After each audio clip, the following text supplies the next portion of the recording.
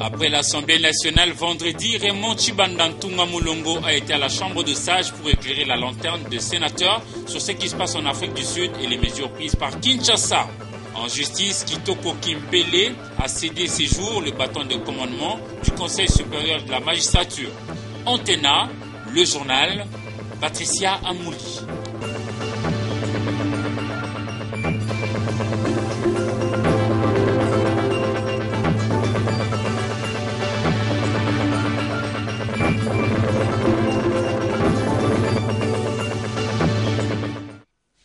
Mesdames, Messieurs, bonsoir. L'incursion de l'armée rwandaise sur le sol congolais, on en parle encore ce soir, qui est signalée tout près de la frontière de Bunagana, Mukima et de Rwassa, dont le groupement de Buumbu et Kibumba en territoire de Nyiragongo. Nous sommes là dans la province du Nord Kivu. Cette infiltration qui a suscité la panique dont le chef de la population a été constaté dans le parc de Virunga, qui s'étend de deux côtés de la frontière rwandaise et congolaise. L'administrateur assistant de Nyiragongo appelle donc la population au calme et assure que les mesures sont déjà prises par les forces armées de la République démocratique du Congo pour faire face à ce problème.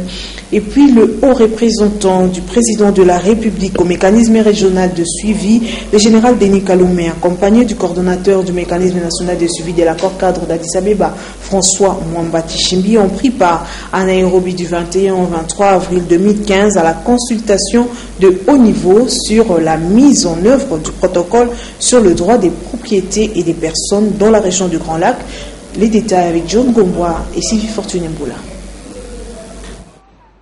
Dans le cadre de la mise en œuvre du protocole sur les droits des propriétés et des réfugiés dans la région des Grands Lacs, la conférence internationale sur la région des Grands Lacs a organisé avec l'appui technique des UN Habitat, du bureau de l'envoyé spécial du secrétaire général des Nations Unies pour la région des Grands Lacs et d'autres partenaires, une consultation régionale de haut niveau sur la mise en œuvre du protocole de la CIRGL sur les droits des propriétés des personnes de retour.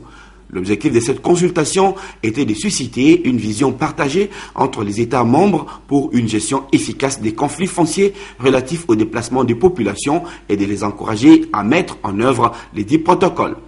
C'est dans ce cadre que la délégation de la RDC, conduite par le haut représentant du chef de l'État, le général Denis Kalumé, accompagné du coordonnateur du MNS, François Mwamba, a effectué le mercredi 23 avril 2015 un déplacement à Nairobi, au Kenya.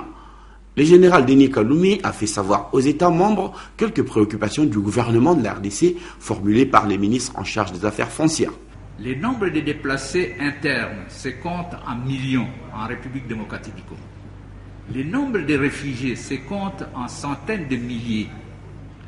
Envisager un retour désordonné de cette masse d'hommes, c'est préparer le chaos.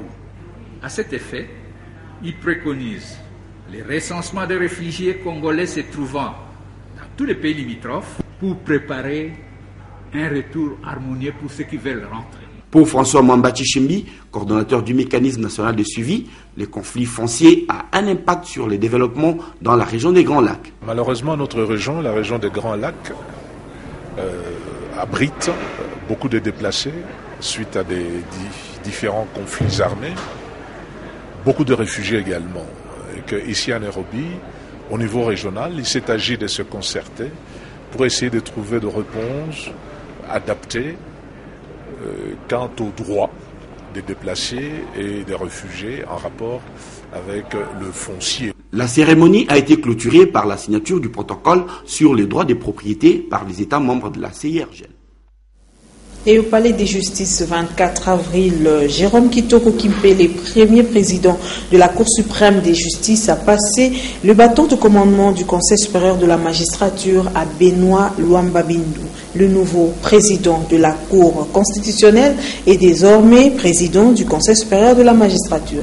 La suite avec Sylvie Fortuné-Mboula et Mathieu Gadipovi. C'est une cérémonie mémorable qui sera gravée dans les annales de l'appareil judiciaire congolais. Après la prestation de serment devant le président de la République le mois dernier, le tout nouveau président de la Cour constitutionnelle va désormais assumer la fonction du président du Conseil supérieur de la magistrature conformément à l'article 223 de la Constitution. Ainsi, le premier président de la Cour suprême de justice et président du Conseil supérieur de la magistrature sortant, Jérôme Kitoko Kimpele, a passé le flambeau au tout nouveau Benoît Luamba Bindu. Dans son mot, le président du Conseil supérieur de la magistrature sortant a fait un état des lieux de cette institution tout en rendant un hommage mérité au président de la République Joseph Kabila pour l'intérêt qu'il porte au pouvoir judiciaire et a assuré sa franche collaboration à l'équipe entrante. À la suite de la présentation à la nation et de la prestation des serments des membres de la Cour, ces derniers ont élu le président et partant notre président du CESE, qui n'a pas tardé à être investi par le président de la République. Notre président est donc là. On ne peut que s'en réjouir et lui porter main forte. Benoît Luamba Bindu, président du Conseil supérieur de la magistrature entrant et ancien premier président de la Cour suprême de justice, a sollicité le concours de ses collègues pour améliorer les conditions de travail de magistrats.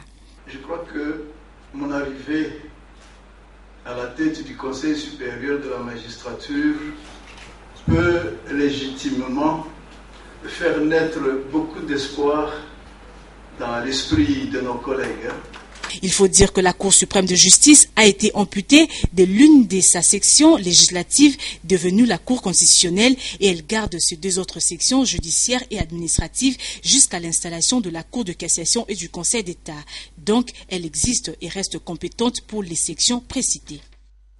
Et puis, à la lumière de l'article 151 de la Constitution de la République démocratique du Congo, un dossier en cours de traitement judiciaire ne peut faire l'objet d'une question orale avec débat au Sénat. C'est ainsi que la question soumise au ministre des Finances a été stoppée net. Par contre, le ministre des Affaires étrangères, coopération internationale, Raymond Tshibanda, a répondu vendredi 24 avril 2015 à la question d'actualité sur les violences en Afrique du Sud à l'initiative du sénateur Chio Kitundu, Eric Izani. Montée intolérable de la xénophobie en Afrique du Sud après l'Assemblée nationale jeudi, vendredi, c'est le Sénat qui a été éclairé par le ministre congolais des Affaires étrangères Tshibanda Ntunga Mulongo. Kinshasa a une histoire d'amitié particulière avec Pretoria à plusieurs titres et les décideurs congolais suivent de près ces dossiers. Au nombre de victimes, on signale un Congolais présumé tué, 2 autres portés disparus, ainsi qu'environ 200 déplacés aujourd'hui réfugiés, comme d'autres étrangers africains, au poste de police d'Issipango à Durban, où, en dépit de la présence policière, leur sécurité demeure précaire. Outre le suivi sérieux, Kinshasa a exigé auprès des autorités sud-africaines une protection particulière de Congolais et de leurs biens, aussi bien à Durban, Cape Town qu'à Johannesburg. Quelles que soient les raisons qui sont derrière, nous les approuvons et nous condamnons de la manière la plus ferme les exactions dont nos compatriotes qui ont choisi de vivre en Afrique du Sud sont victimes en ce moment. Et le gouvernement a pris une série de mesures pour arrêter les violences et pour faire en sorte que ces exactions s'arrêtent. À Kinshasa, un dossier spécial a été ouvert au ministère des Affaires étrangères pour enregistrer toutes les pertes subies par les Congolais en vue d'exiger réparation au moment opportun. Nous allons parler du ministère des Affaires étrangères encore, où les vice-ministres en charge de Congolais de l'étranger, Antoine Bouyamba, s'est entretenu dernièrement avec l'ambassadeur des États-Unis en République démocratique du Congo et son collègue de la coopération internationale et à l'intégration régionale, Franck Mwedi Malila, a pris langue avec la délégation de l'IITA et l'ambassadeur du Japon. Le condensé avec Domomat. Lundi 27 avril va se tenir à New York, aux États-Unis, une conférence sur les traités de prolifération des armes légères. 13 pays vont y prendre part, la RDC y compris. Raison pour laquelle l'ambassadeur du Japon, Shigeru Ushio, a rencontré ce jeudi 24 avril le vice-ministre à la coopération internationale et à l'intégration régionale, Franck Mwedi Malila, pour avoir les assurances sur l'approbation de la proposition du Japon par la RDC. L'ambassadeur japonais est sorti satisfait, rassuré par le vice-ministre Malila du soutien de la RDC à la proposition du dit traité.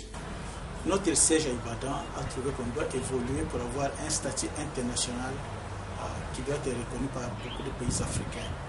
Et la RDC a été choisie parmi ces pays-là pour ratifier cet accord de statut international. C'est ce que nous avons partagé avec son Excellence, M. le vice-ministre, pour que le Congo soit saisi de ce dossier pour la ratification du statut de l'IPR.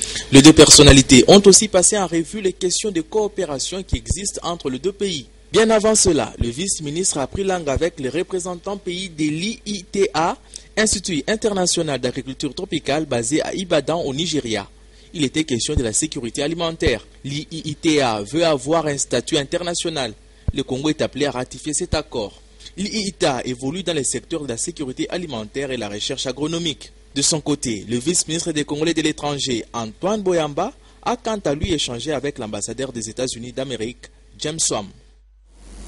Et puis, vous le savez, il y a exactement 25 ans, jour pour jour, que le président de l'ex-république du Zaïre, Mobutu Sese Seko, a décrété la fin du monopartisme pour instaurer la démocratie au départ avec l'acceptation de 3 partis politiques. Une page de l'histoire, c'était le 24 avril 1990 à la cité de Lansele devant tous les cadres du mouvement populaire de la révolution MPR réunis au grand complet. L'ancien président de la République a ainsi annoncé qu'il devait quitter le poste de commandement de MPR pour lui permettre de se choisir un nouveau chef, puis s'en suivra une phrase devenue célèbre, phrase dans laquelle le feu président Mobutu sollicitait à l'assistance de comprendre son émotion. Il faut dire que du multipartisme, la République du Zaïre, devenue aujourd'hui République démocratique du Congo, compte 477 partis politiques agréés par le ministère de l'Intérieur.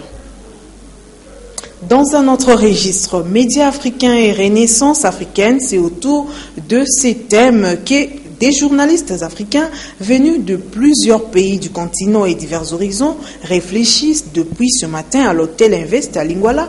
Ce forum des éditeurs africains a été ouvert par le ministre de la Communication et des Médias, Lambert Mendeo Malanga. Alain Kuka, Yusen Bidebili. Sortir les journalistes africains de l'aliénation mentale et du mimétisme de l'Occident, c'est l'un des objectifs que les organisateurs ont assigné à ce forum des éditeurs africains. Et le professeur Kamana, qui a tenu la conférence inaugurale, a insisté sur le fait que l'homme africain, en général, est à reconstruire.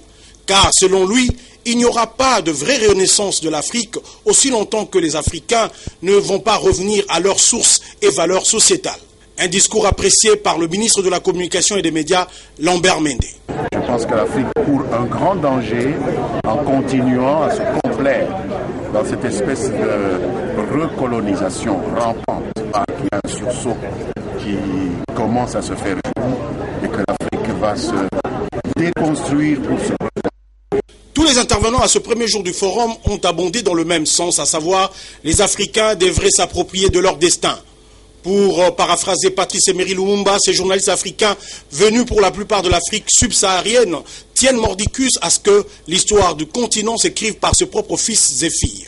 Là-dessus, les médias ont un grand rôle à jouer. En province, en prévision de l'installation prochaine de la province du Haut-Katanga, le gouverneur Moïse Katumbi Tchapoué a décidé la réhabilitation de la résidence officielle de son successeur qui habitera à Lubumbashi. Les travaux ont bel et bien démarré, comme le témoigne dans ce reportage de James Katamba. C'est un acte dont la noblesse est profondément touchante et qui traduit l'élégance de l'honorable Moïse Katumbi Tchapoué, qui vient de décider de préparer à l'avance un cadre d'hébergement digne destiné aux futurs locataires du gouvernorat de la future province du Haut-Katanga. Alors qu'il n'a jamais lui-même habité ses palais résidentiels officiels, trônant sur l'avenue Kassavubu à Lubumbashi, il en a commandé les travaux de réhabilitation en toute urgence, comme le témoigne ici son conseiller juridique et chargé de l'administration. Comme vous le savez, son Excellence l'honorable Moïse Katumbi Tchapoué a fait pratiquement 8 ans à la tête de la province et pendant tout ce temps-là, il n'a jamais habité la résidence officielle des gouverneurs de province. Il a habité sa résidence privée. Mais qu'à cela ne tienne, il a tenu en homme d'État et en homme de parole, et comme il le fait partout, à réhabiliter la résidence du futur gouverneur qui sera élu très prochainement. Comme vous le savez, il y a les nouvelles provinces qui auront des nouveaux gouverneurs. Et la province du Haut-Katanga, n'est-ce pas, aura un gouverneur qui sera logé ici dans la résidence officielle. Et pendant 8 ans, je crois que vous l'avez suivi partout, il n'a jamais utilisé les véhicules du gouvernorat. Il a utilisé ses propres véhicules et même la consommation de carburant et autres, il n'a jamais pris ce qui était mis à sa disposition. Donc c'est un véritable homme d'État, respectueux des valeurs républicaines qu'il voudrait léguer au futur gouverneur de la province du Haut-Katanga un cadre idéal de travail. Un acte sublime d'altruisme qui prouve une fois encore que le gouverneur Moïse Katumbi Tchapoué a bien un esprit sportif. Un homme qui, en plus de savoir partir, sait préparer la place de ceux qui viennent après lui. Chose rarissime. La tendance de la plupart de ceux qui quittent leur fauteuil va dans le sens contraire. Il n'y a qu'à faire une simple observation pour en avoir le cœur net. Les exemples sont légion.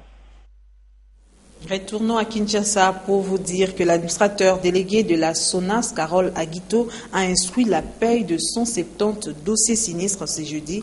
À l'espace Jeudi Sinistre, nous retrouvons Willy Kacha. Sur instruction de l'administrateur délégué de la SONAS, le département de sinistrés a programmé la paie de 170 dossiers sinistres pour les branches d'assurance automobile, vie et incendie, c'est 23 avril 2015. Cette traditionnelle opération Jeudi Sinistre s'est déroulée en toute transparence sous la supervision du directeur régional de Kinshasa, Lucien Ekofo. Il fallait être servi.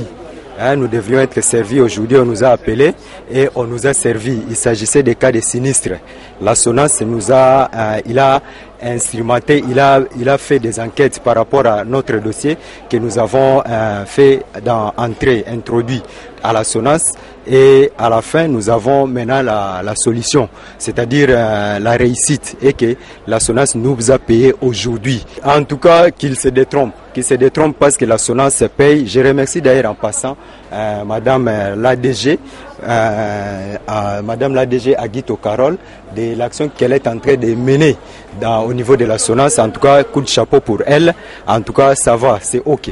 C'est ok. Donc, il ne se décourage pas. S'il y a des cas de sinistres, s'il y a des cas des accidentés, ainsi de suite, qui concernent la SONAS, ils peuvent se présenter au niveau de la SONAS et ils seront servis, comme nous venons de l'être. L'administrateur de l'Engue n'attend pas baisser les bras face aux préoccupations des victimes des cas de sinistres. Elle s'est plusieurs fois privée de certains de ses droits comme administrateur délégué pour honorer l'objet social de la firme, à savoir la paie des dossiers sinistres. Dans le reste de l'actualité, célébration de la Journée internationale du livre à Kinshasa, plusieurs activités ont eu lieu. C'est le cas de l'Institut français qui a organisé une conférence débat sur les thèmes « Les livres à l'heure du numérique ». Cette journée a coïncidé avec la sortie officielle de la structure « Nous et le livre ». José Moussongana, José Ngwelbili. Deux temps forts ont caractérisé la célébration du livre à l'Institut français. D'abord, le message de Irina Bokova, directrice générale de l'UNESCO. Ensuite, un exposé sur le thème « Le livre à l'ère de l'Internet ». D'abord, si nous avons pensé tabler sur la bibliothèque à l'ère du numérique, c'est parce qu'il y a beaucoup d'inquiétudes. Il y a beaucoup d'inquiétudes qui planent dans les chefs, surtout de ceux qui gèrent la bibliothèque, qui pensent qu'à un moment donné, leur travail va s'y vider. Parce qu'il s'avère que de plus en plus, les gens sont trop accrochés sur leur portable. L'Internet, ils l'ont sur le portable. Ils pensent que la bibliothèque risque de se vider en hommes, en lecteurs. Je pense que notre conférence juste a ce devoir de faire savoir aux gens que cette inquiétude n'est pas fondée. Il est vrai que les technologies de l'information et de la communication s'interposent un ouragan qui déferle sur toutes les disciplines existantes et qu'elles se sont posées avec beaucoup plus d'ampleur, surtout dans les bibliothèques.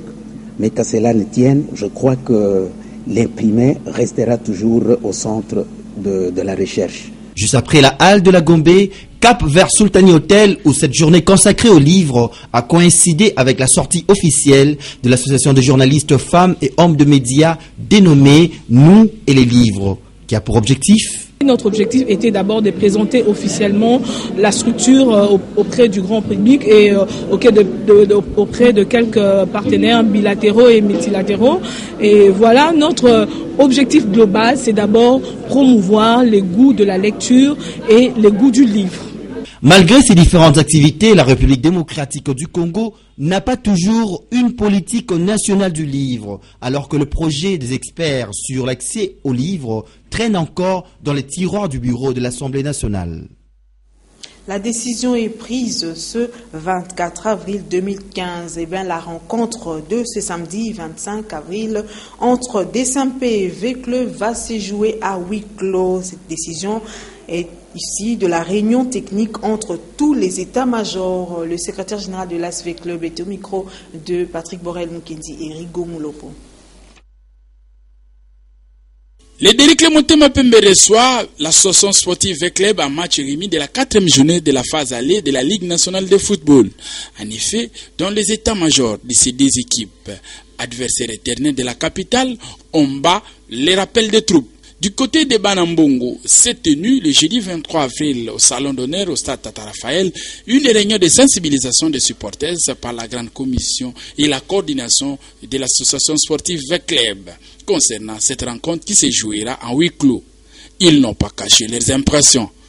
Le président a compris que notre stade Tata Raphaël, l'unique que nous avons, nous V-Clubiens, pour faire nos fêtes de football, est en menace. Cette menace provient de partout. C'est comme ça qu'il nous a appelés pour nous interpeller, pour que nous soyons vigilants devant les complots qui sévissent. Il nous a appelés pour que nous restons unis afin de concrétiser nos victoires. Ce samedi 25 avril 2015 au stade Père Raphaël, une seule rencontre DSMP V-Club, un match de tous les dangers et surtout pour le positionnement au classement de la Ligue nationale de football. Là, vous venez de suivre le message des supporters. Maintenant, je vous prie de suivre, si la régie est prête, de vous balancer le reportage sur la décision du match de demain qui sera joué à huis clos.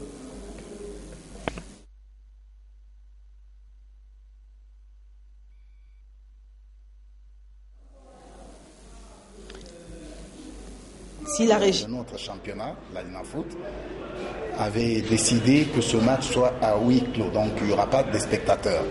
C'est pourquoi d'ailleurs vous avez vu que ça traînait, pas de spectateurs. Nous nous inclinons tout simplement à la décision que nous n'acceptons pas, pour la bonne raison qu'on prive notre public le plus grand spectacle, le plus beau spectacle qu'il peut vivre. Mais à l'impossible, nul n'est tenu. On s'incline. Néanmoins, on a obtenu que le match soit diffusé, retransmis en direct par la chaîne qui retransmet habituellement les rencontres de la Linafoot. C'est qui est un palliatif.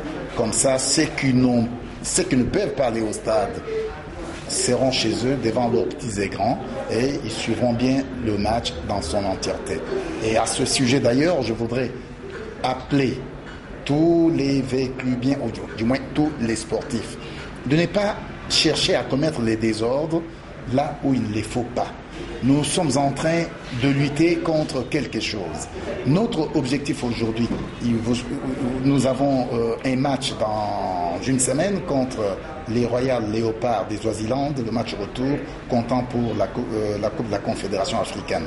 S'il arrivait qu'il y a des incidents, que les personnes qui estiment qu'ils ont droit à aller voir le match, il faut qu'ils créent des désordres puisqu'on leur a privé d'entrer au stade, ces personnes auront préjudicié nos clubs représentatifs qui sont V-Club, MK et Sangabalende qui utilisent le stade Tata Raphaël pour leur rencontre de la Coupe africaine. Donc vous comprendrez très bien qu'en ce moment-là, la difficulté sera encore beaucoup plus grande si on doit obliger les équipes que je viens de citer d'aller jouer en dehors du stade Tata Raphaël, partant en dehors de la ville-province de Kinshasa. C'est ainsi que prend fin ce journal. Merci d'avoir été des nôtres. Restez branchés au programme d'Antenne. Au revoir.